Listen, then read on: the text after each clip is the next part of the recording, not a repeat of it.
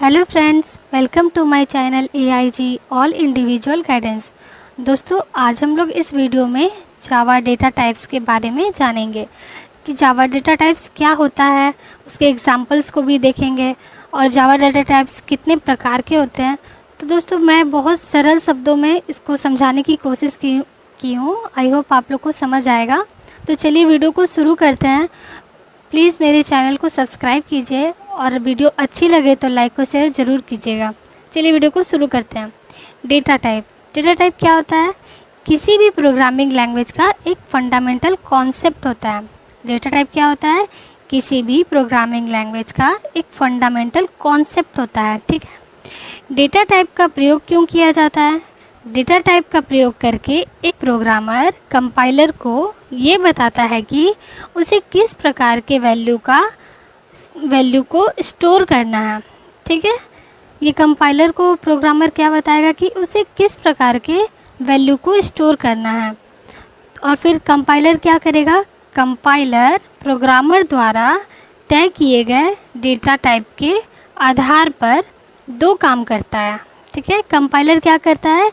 जो प्रोग्रामर उसको बताया है कि मेरे को किस टाइप का वैल्यू को स्टोर करना है, उसके आधार पर वो दो काम करता है। पहला ये काम करेगा कि मेमोरी को रिजर्व कर देगा। ठीक है। कंपाइलर पहला काम क्या करेगा? मेमोरी को रिजर्व करेगा। और दूसरा काम क्या करता है? रिजर्व मेमोरी को एक नाम दे देता है। ठीक है।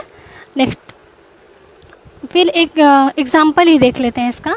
देखिए, एक रियल वर्ल्ड एग्जांपल है कि किसी भी एक छोटी सी वस्तु को, कोई भी एक छोटा सा वस्तु को रखने के लिए हम लोग को कम जगह का ज़रूरत पड़ता है और किसी बड़ी वस्तु को रखने के लिए हम लोग को बड़ा जगह का ज़रूरत पड़ता है। ठीक है। तो उसी तरह कंप्यूटर में भी यदि किसी छोटे से वैल्यू को स्टोर करना है, ठीक है, कंप्यूटर में हम लोग को किसी भी छोटे से वैल्यू को स्टोर करना है तो उसके लिए हमको कम मेमोरी की ज़रूरत पड़ेगी। अगर किसी भी छोटे से वैल्यू को स्टोर करना है कंप्यूटर में तो हम लोग को कम मेमोरी की ज़रूरत पड़ती है। उसी तरह अगर बड़े वैल्यू को स्टोर करना है तो ज़्यादा मेमोरी की ज़रूरत पड़ेगी। ठीक है। और एक एग्जांपल ले लेते हैं। यदि किसी स्टूडेंट की एज को, ठीक है, एक स्टूडेंट का एज को हम लोग को कंप्यूटर में स्टोर करना है तो उसके लिए हम लोग को क्या करना होगा?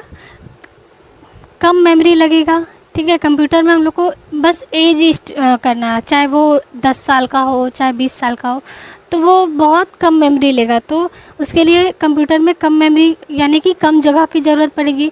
लेकिन यदि हम लोग को पूरे एक देश का पूरे जनसंख्या को, उसका जनसंख्या उस देश में कितना है उसको स्टोर करना है एक मेमोरी में, कंप्यूटर में, तो उसके लिए कितना ज़्यादा मेमोरी की ज़रूरत होगी। ये एग्जांपल है। ठीक है। डेटा टाइप्स कितने प्रकार के होते हैं? डेटा टाइप्स दो प्रकार के होते हैं। पहला प्रिमिटिव डेटा टाइप, दूसरा नॉन प्रिमिटिव डेटा टाइप। अब प्रिमिटिव डेटा टाइप क्या होता है? प्रिमिटिव डेटा टाइप 8 प्रकार के होते हैं। प्रिमिटिव डेटा टाइप्स 8 प्रकार के होते हैं जिसको दो कैटेगरी में बांटा गया है। पहला क्या? प्रिमिटिव डेटा टाइप्स 8 प्रकार के होते हैं और उसको भी हम लोग दो कैटेगरी में बांटे हैं। पहला बूलियन और दूसरा न्यूमेरिक। बूलियन डेटा टाइप सिर्फ ट्रू या फॉल्स वैल्यू को स्टोर करता है। बूलियन डेटा टाइप्स सिर्फ ट्रू या फॉल्स वैल्यू को स्टोर करता है। और इसकी डिफ़ॉल्ट वैल्यू क्या होती है? इसकी डिफ़ॉल्ट वैल्यू 0 होती है। बूलियन डेटा टाइप्स का डिफ़ॉल्ट वैल्यू 0 होता है। बूलियन को डिक्लेयर करने का तरीका देखते हैं। Boolean result equals to true. ठीक है। यह जावा में, देखिए, बूलियन क्या करता है? जावा मेमोरी में 1 बीट का स्पेस लेता है। ठीक है। ज़्यादा बीट का स्पेस नहीं लेता, ये 1 बीट का स्पेस लेता है। नेक्स्ट देखते हैं न्यूमेरिक। ये भी प्रिमिटिव डेटा टाइप्स का ही है। इसको हम लोग दो कैटेगरी में बांटे थे, वो है। ठीक है। इसे भी हम लोग दो कैटेगरी में बांटे हैं। न्यूमेरिक प्रिमिटिव डेटा टाइप को भी हम लोग दो कैटेगरी में बांटे हैं। पहला कैरेक्टर टाइप, दूसरा इंटीग्रल टाइप। कैरेक्टर टाइप में किसी भी प्रकार का कैरेक्टर को स्टोर किया जा सकता है। कैरेक्टर डेटा टाइप में किसी भी प्रकार के कैरेक्टर को स्टोर किया जा सकता है। ये 2 बाइट मेमोरी लेता है, ठीक है।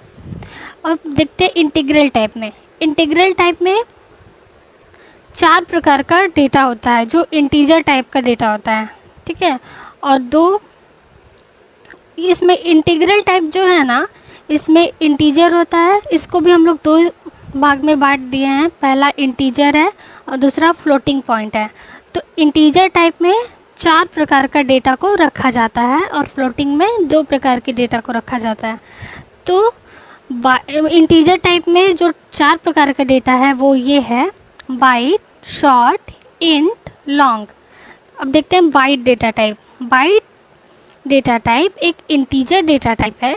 ये डेटा टाइप का साइज सबसे छोटा होता है।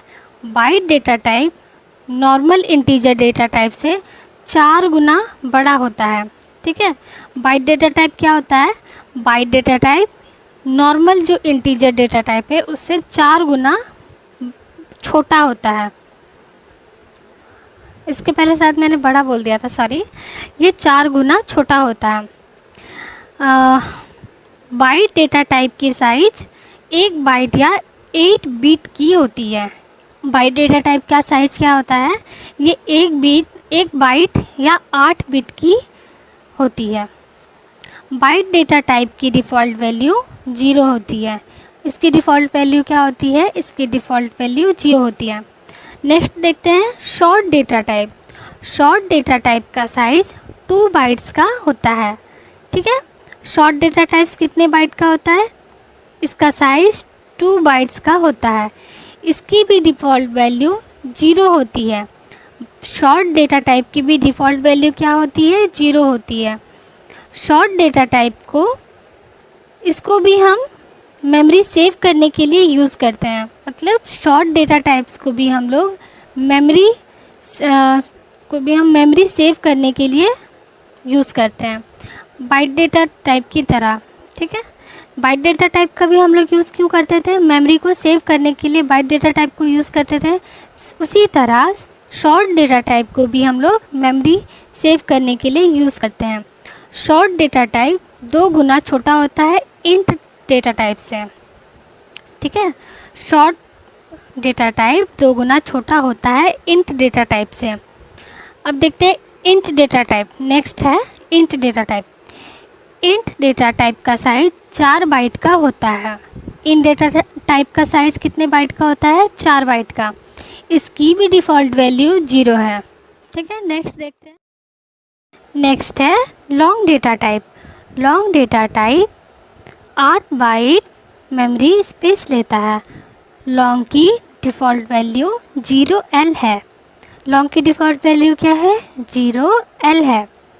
इंटीजर में सबसे बड़ा लॉन्ग इंटीजर डेटा टाइप होता है।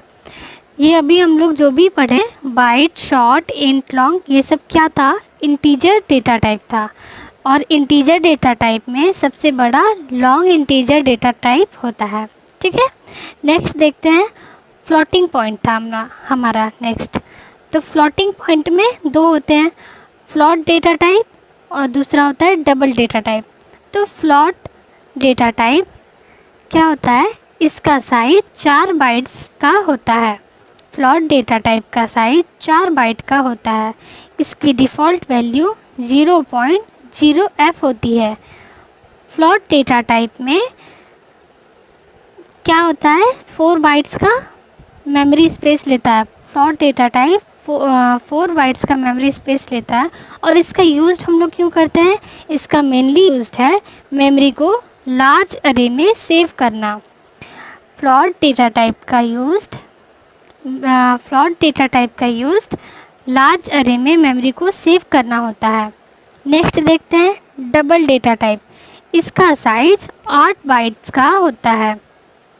डबल डेटा टाइप का साइज 8 बाइट्स का होता है।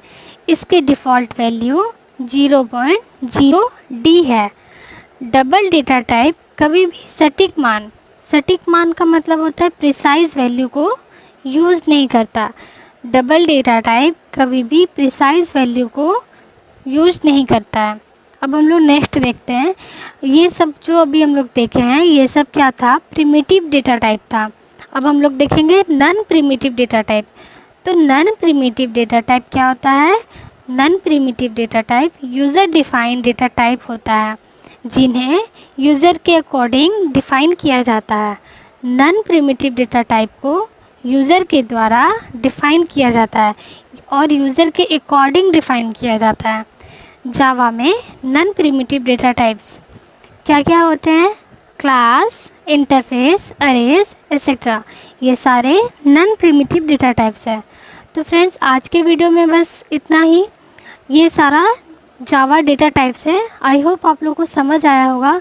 अगर समझ आया तो प्लीज़ मेरे चैनल को सब्सक्राइब कीजिए, लाइक और शेयर ज़रूर कीजिएगा। Thank you.